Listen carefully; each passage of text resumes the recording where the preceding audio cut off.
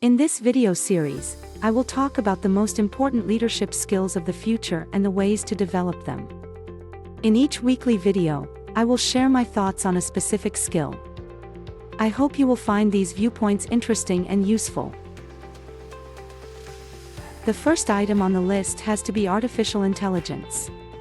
It's not worth falling behind on this topic. I won't say much about how to develop yourself because there are plenty of free lectures and paid workshops available. What I will highlight is that this is the only hard skill on my list. I tell you why. Hard skills, meaning professional or technical skills, can be well developed through formal education and practice. The level of knowledge is objectively measurable through tests and exams. If I use a tool that has worked for someone else, it is likely to work for you as well. Copying best practices will lead to results. That's why these skills can be well defined with an algorithm, so AI can easily fill the knowledge gap of the leaders.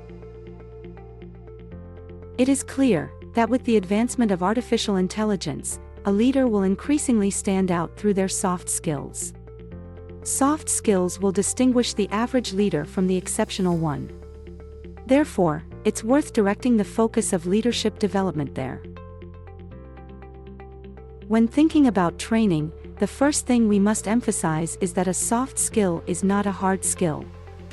This may seem obvious, yet we still try to develop them in the same way. While knowledge in the case of hard skills is clearly measurable, this is not true for soft skills. We judge the presence of these skills based on the leader's behavior. And behavior is always a consequence, or in other words, an output. Any situation gains its meaning through our interpretation of it. Based on our mindset and the conviction system we have about ourselves and our environment, which then results in behavior. Therefore, it is completely mistaken to try to copy the tools, practices, and behaviors we observe in people who are perceived as strong in a particular skill. You cannot change the output without adjusting the input. If a machine is set up to produce cubes, no matter how much I coach, mentor, or threaten it to produce cylinders, the result will always be a cube. People function the same way, with the difference that they can temporarily behave differently through willpower, but in the long term, their system will dictate their behavior. So, if we want lasting behavioral change, we must work on the leader's conviction system as well. When it comes to leadership development, as a decision maker, it's worth honestly answering what kind of result I want. If I just want to touch on soft skills and practice some scenarios, then a 1 to 2 day training might be a good choice.